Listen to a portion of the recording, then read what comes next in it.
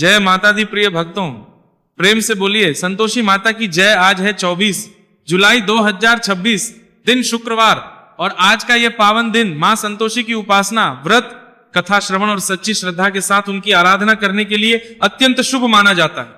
कहा जाता है कि जो भक्त शुक्रवार के दिन पूर्ण श्रद्धा और विश्वास के साथ मां संतोषी का व्रत रखते हैं, गुड़ और चने का भोग अर्पित करते हैं, व्रत के नियमों का पालन करते हैं और भक्ति भाव से श्री संतोषी माता व्रत कथा का श्रवण करते हैं, मां संतोषी उनके जीवन से दुख, दरिद्रता, कलह और निराशा को दूर कर सुख, शांति, संतोष और समृद्धि का आशीर्वाद प्रदान करती हैं।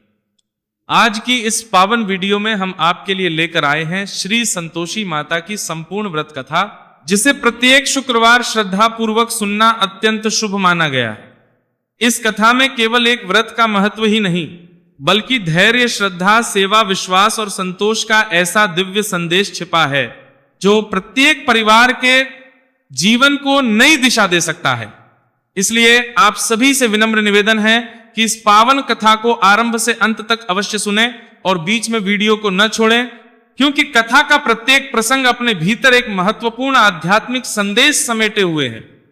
यदि आप मां संतोषी के सच्चे भक्त हैं तो वीडियो शुरू होने से पहले कमेंट में एक बार अवश्य लिखें जय मां संतोषी जय, और अपनी मनोकामना भी मां के चरणों में अवश्य लिखें।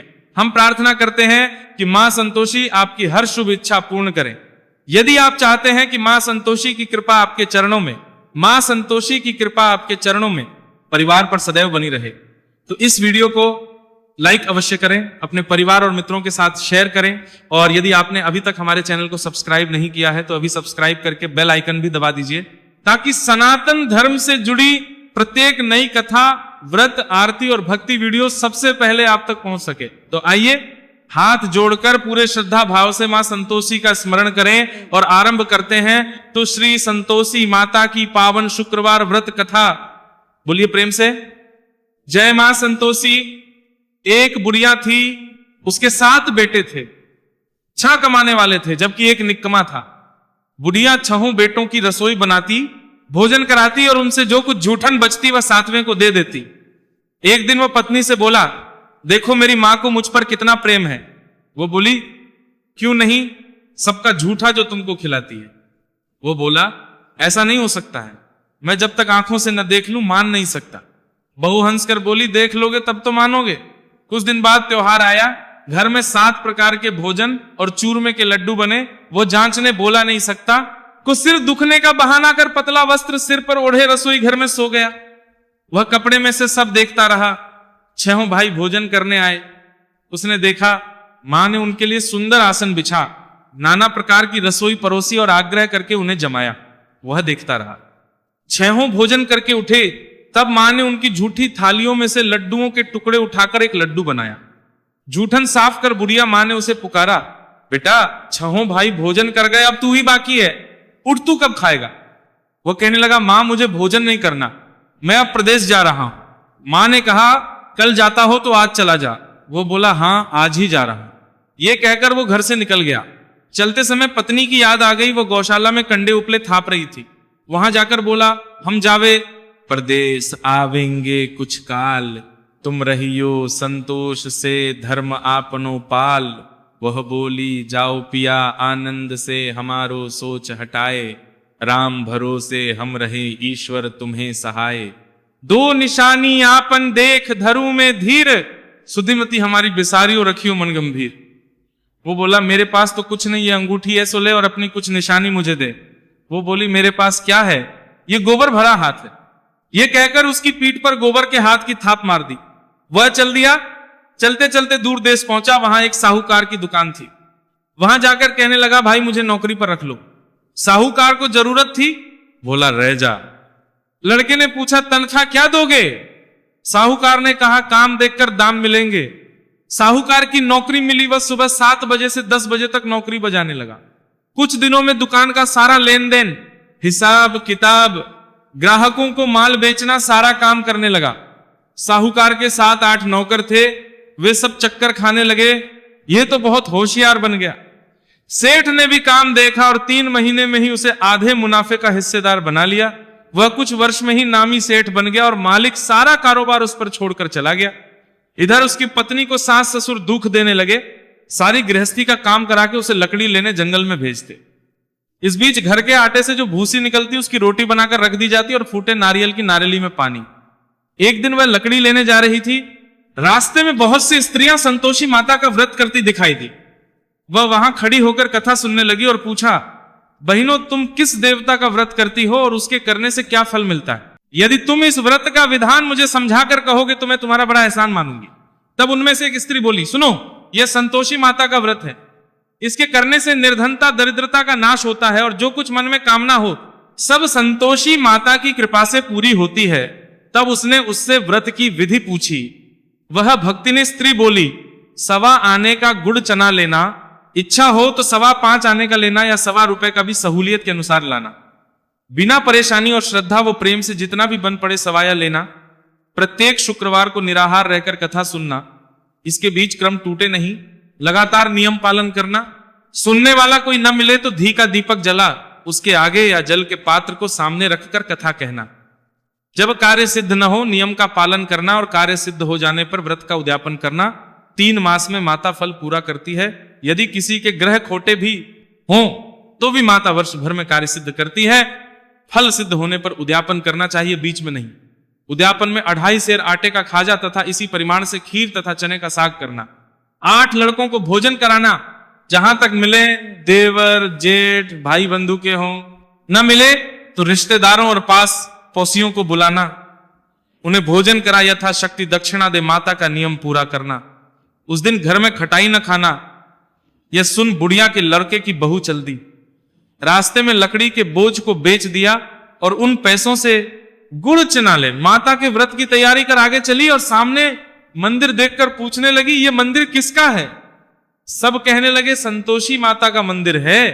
यह सुनकर माता के मंदिर में जाकर चरणों में लौटने लगी, दीन हो विनती करने लगी, मां मैं निपट अज्ञानी हूं, व्रत के कुछ भी नियम नहीं जानती, मैं दुखी हूं।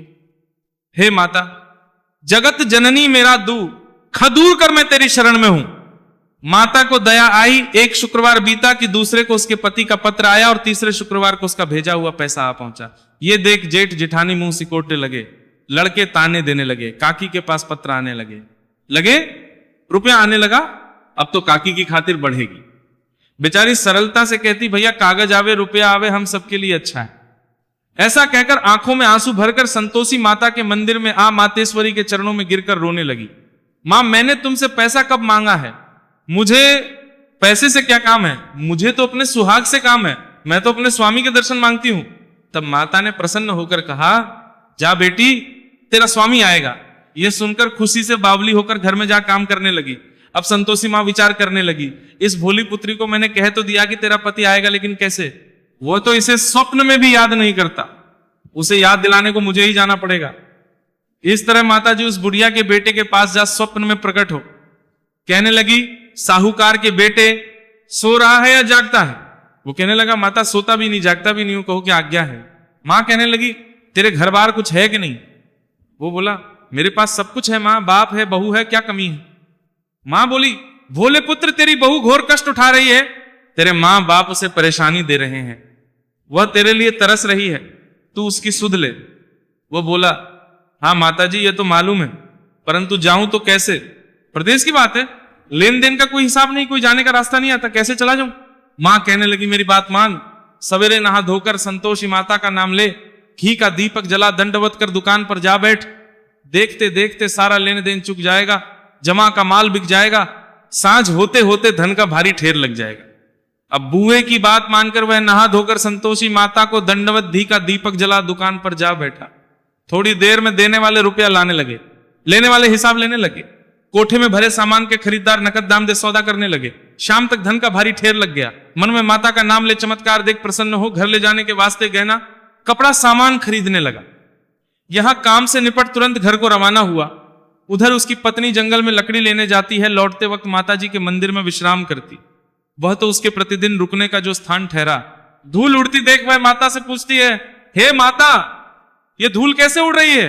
माता कहती है, हे पुत्री तेरा पति आ रहा है, अब तू ऐसा कर, लकड़ियों के 3 बोझ बना ले, एक नदी के किनारे रख और दूसरा मेरे मंदिर पर, वो तीसरा अपने सिर पर। तेरे पति को लकड़ियों का गट्ठर देख मोह पैदा होगा, वह यहां रुकेगा, नाश्ता पानी खाकर मां से मिलने जाएगा, तब तू लकड़ियों का बोझ उठाकर जाना और चौक में गट्ठर डालकर जोर से आवाज लगाना, लो सासू जी लकड़ियों का गट्ठर लो, भूसी की रोटी दो, नारियल के खेपड़े में पानी दो, आज मेहमान कौन आया है। माताजी से बहुत अच्छा कहकर वो प्रसन्न मन से लकड़ियों के 3 गट्ठर बनाई, एक नदी के किनारे पर और एक माताजी के मंदिर पर रखा। इतने में मुसाफिर आ पहुंचा। सूखी लकड़ी देख उसकी इच्छा उत्पन्न हुई कि हम यहीं पर विश्राम करें और भोजन बनाकर खा पीकर गांव जाएं। इसी तरह रुक कर भोजन बना, विश्राम करके गांव को गया, सबसे प्रेम से मिला। उसी समय सिर पर लकड़ी का गट्ठर लिए वह उतावली सी आती है, लकड़ियों का भारी बोझ आंगन में डालकर जोर से 3 आवाज देती है, लो सासू जी लकड़ियों का गट्ठर लो, भूसी की रोटी दो, आज मेहमान कौन आया है। ये सुनकर उसकी सांस बाहर आकर अपने दिए हुए कष्टों को भुलाने हेतु कहती है, बहू ऐसा क्यों कहती, तेरा मालिक ही तो आया है, आ बैठ मीठा भात खा, भोजन कर, कपड़े गहने पहन। उसकी आवाज सुन उसका पति बाहर आता है, अंगूठी देख व्याकुल हो जाता है, मां से पूछता है, मां ये कौन है।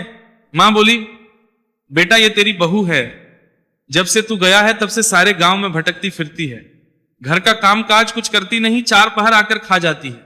वो बोला, ठीक है मां, मैंने इसे भी देखा और तुम्हें भी, अब दूसरे घर की ताली दो, उसमें रहूंगा। मां बोली, ठीक है जैसी तेरी मर्जी। तब वह दूसरे मकान की 3री मंजिल का कमरा खोल सारा सामान जमाया, एक दिन में राजा के महल जैसा ठाट बाट बन गया। अब क्या था, बहु सुख भोगने लगी। इतने में शुक्रवार आया।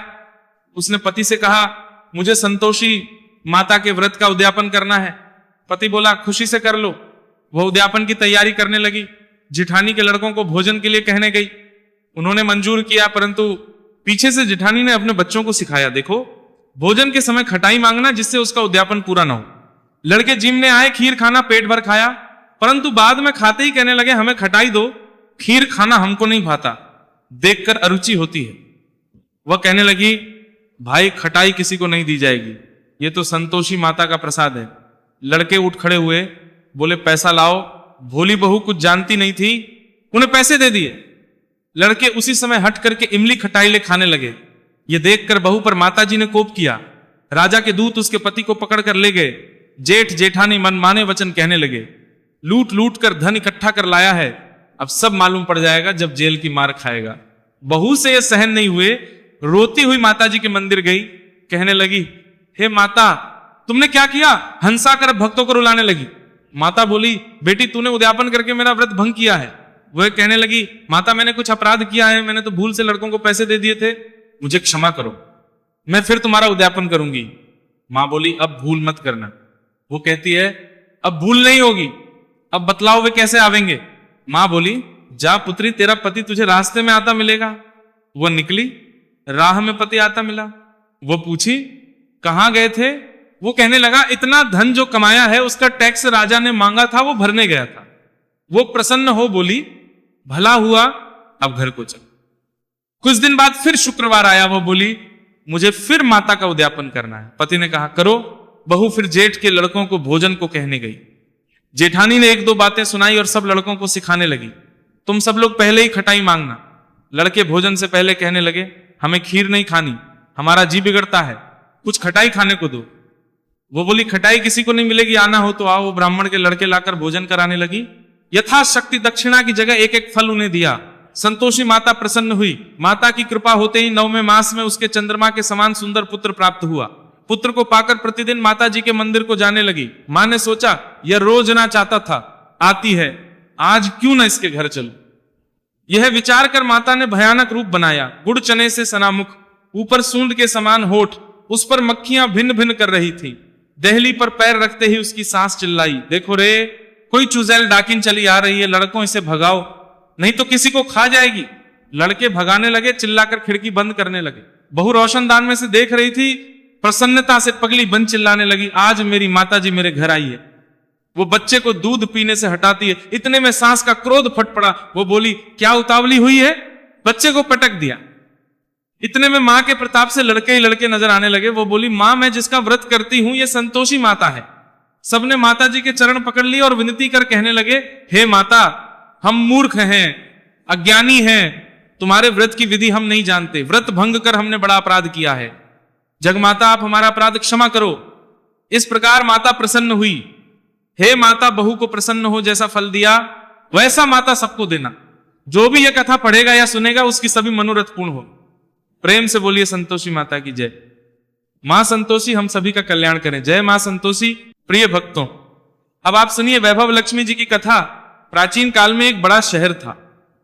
इस शहर में लाखों लोग रहते थे।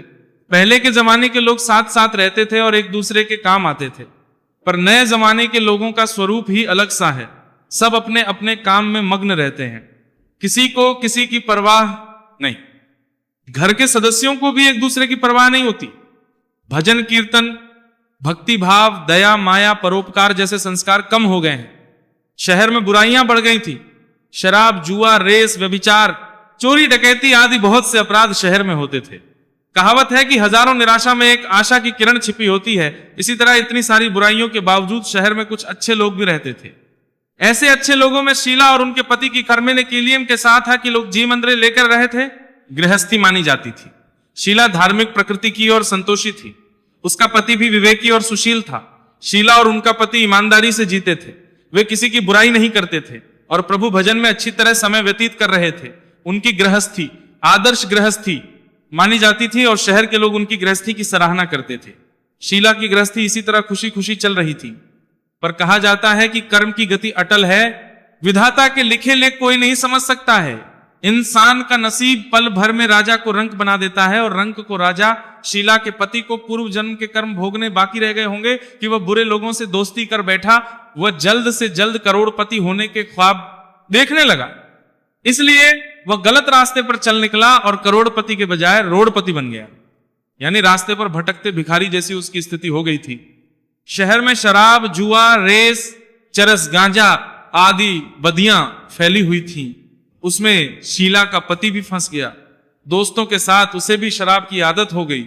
जल्द से जल्द पैसे वाला बनने की लालच में दोस्तों के साथ रेस जुआ भी खेलने लगा। इस तरह बचाई हुई धनराशि, पत्नी के गहने, सब कुछ रेस जुए में गंवा दिया था। समय के परिवर्तन के साथ घर में दरिद्रता और भूखमरी फैल गई।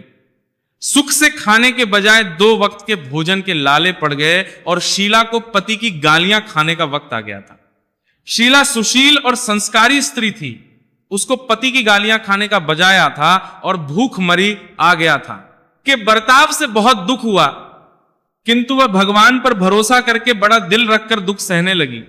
कहा जाता है कि सुख के पीछे दुख और दुख के पीछे सुख आता ही है, इसलिए दुख के बाद सुख आएगा ही।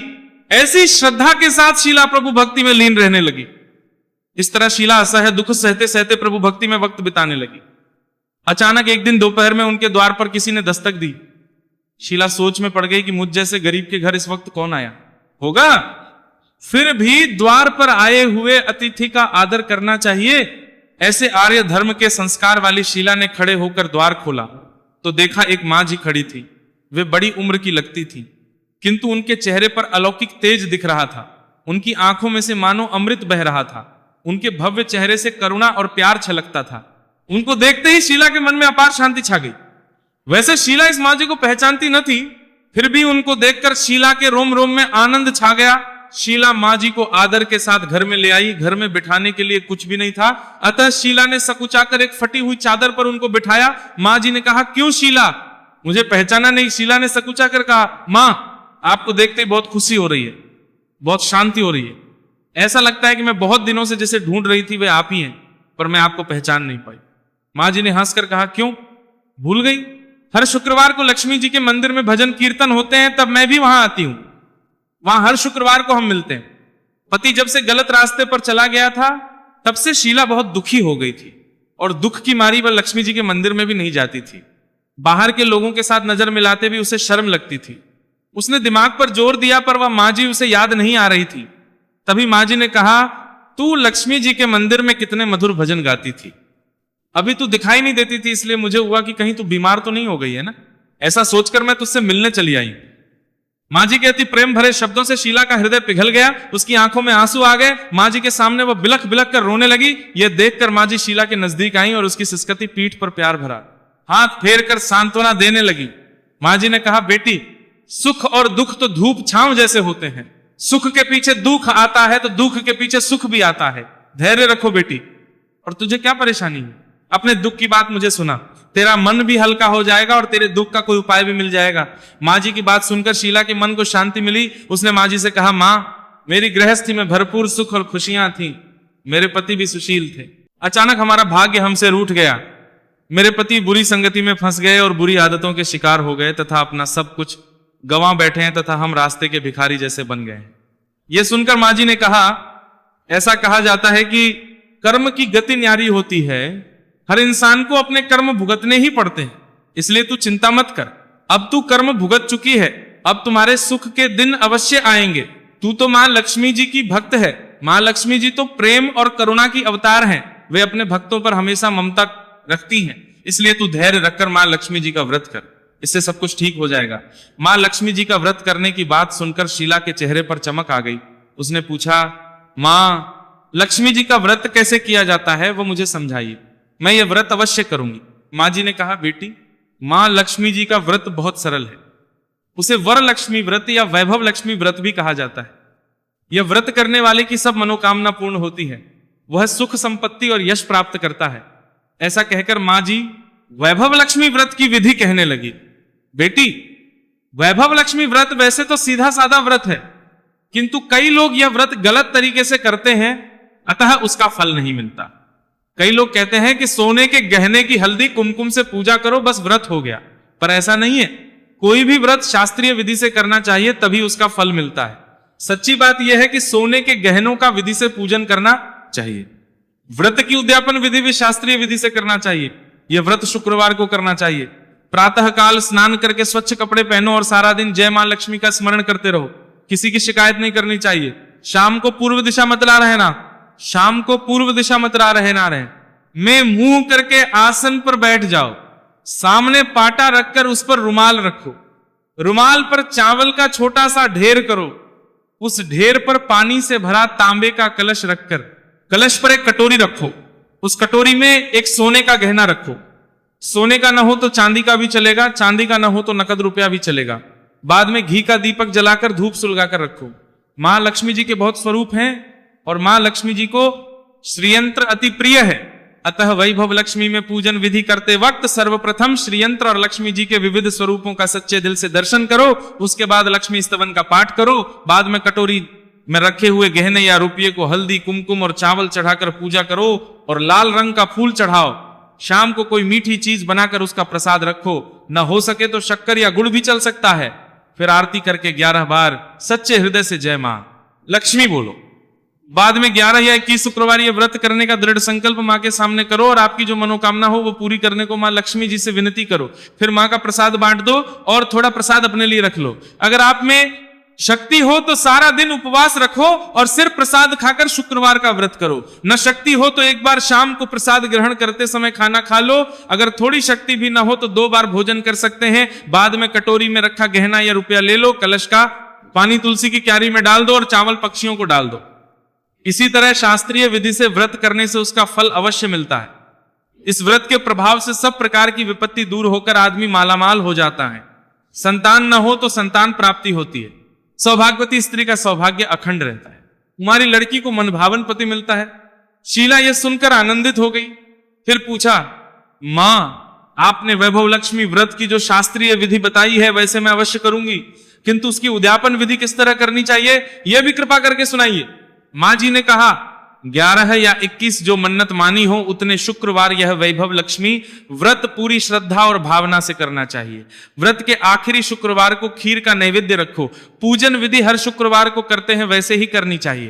पूजन विधि के बाद श्रीफल फोड़ो और कम से कम 7 कुंवारी या सौभाग्यशाली स्त्रियों को कुमकुम का तिलक करके वैभव लक्ष्मी व्रत की एक पुस्तक उपहार में देनी चाहिए और सबको खीर का प्रसाद देना चाहिए। फिर धन लक्ष्मी स्वरूप, वैभव लक्ष्मी स्वरूप मां लक्ष्मी जी की छवि को प्रणाम करें। मां लक्ष्मी जी का यह स्वरूप वैभव देने वाला है।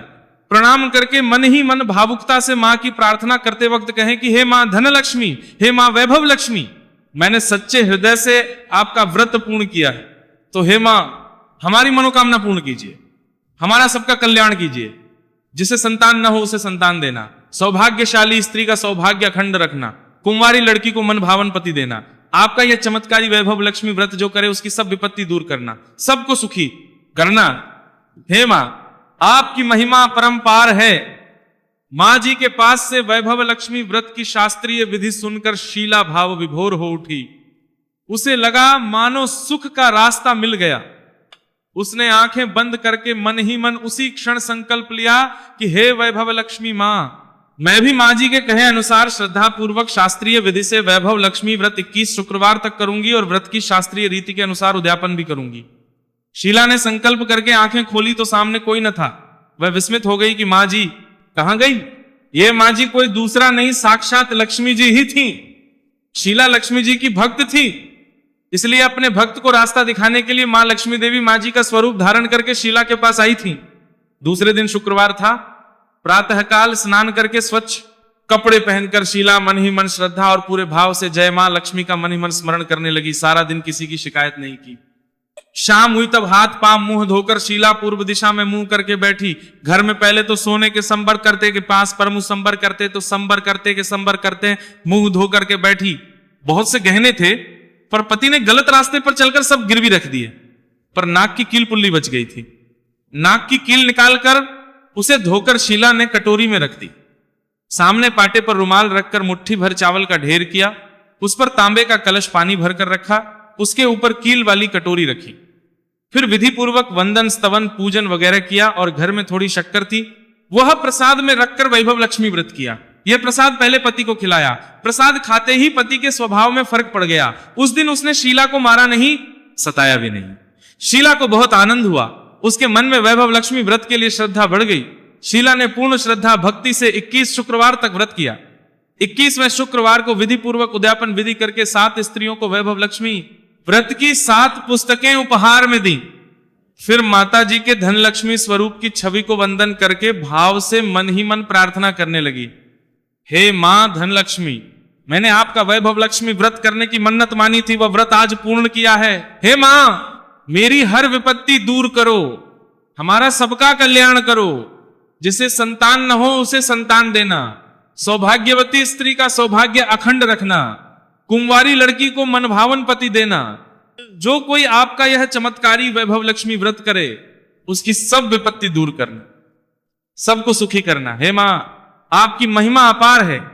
ऐसा बोलकर लक्ष्मी जी के धन लक्ष्मी स्वरूप की छवि को प्रणाम किया।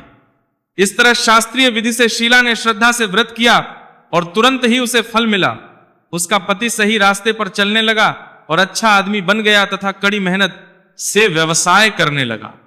धीरे धीरे समय परिवर्तित हुआ और उसने शीला के गिरवी रखे गहने छुड़ा लिए। घर में धन की बाढ़ सी आ गई। घर में पहले जैसी सुख शांति छा गई। वैभव लक्ष्मी व्रत का प्रभाव देखकर मोहल्ले की दूसरी स्त्रियां भी शास्त्रीय विधि से वैभव लक्ष्मी का व्रत करने लगी।